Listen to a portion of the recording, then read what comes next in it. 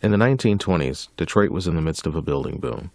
The automotive industry brought people from all over the world to work in Detroit in the automobile industry. Architects such as Albert Kahn used sculpture to adorn their buildings in the classical Renaissance styles popular at the time. Kahn traveled to New York frequently to work with the sculptural firm of Ulysses Ricci and Anthony Di Lorenzo. During one of these visits, he would meet Corrado Parducci. In 1924, the First State Bank and the Security Trust buildings were being built on Griswold. At the urging of Albert Kahn, Parducci traveled to Detroit to work on these two buildings. He'd only planned on staying in Detroit for 2 months.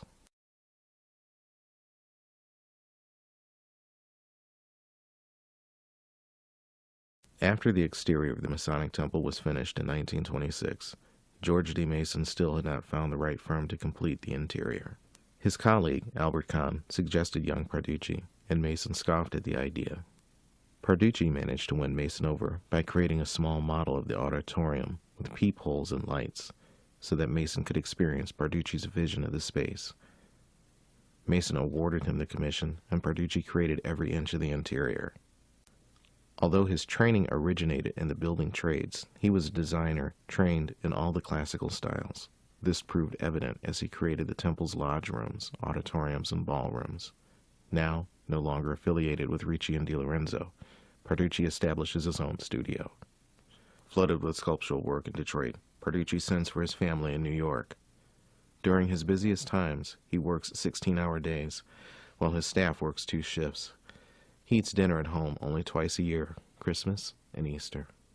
Corrado Parducci designed many parts of Meadowbrook Hall. He designed corbels, he designed spandrels over doorways, he designed grotesques, he designed whole ceilings. And really Meadowbrook Hall can't be understood or appreciated without realizing how much of Corrado Parducci's style is really here at the hall.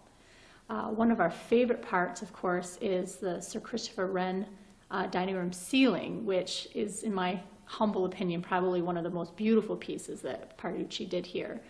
And it's interesting because when you walk into that room, you're obviously hit by how spectacular the ceiling is. I mean, you wouldn't be paying attention if you didn't notice how beautiful it is. And when you start talking to people about it and you explain how it was done, you really see that light pop up in their eyes because it looks so permanent and it looks so structurally part of the house that it's hard to believe that it's actually done in 4-foot sections.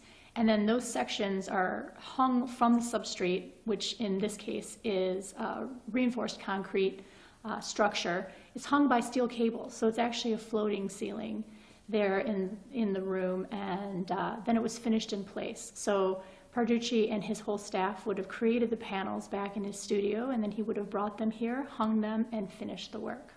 After the stock market crash in 1929, the majority of Parducci's work dries up. He continues to have several commissions that carry him into the beginning of the Depression.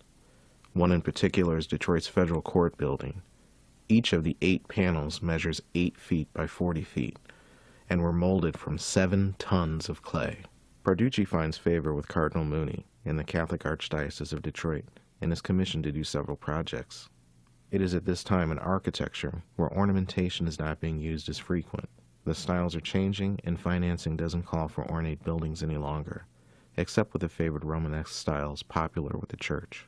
Look, these are people that did amazing things, and they made a huge impact in our physical environment, in our built environment, and they're forgotten. So how can we hope to have any sort of legacy when we've done nothing? And it's really kind of just a way of bringing people back down to earth, saying the most important people get forgotten in a few decades.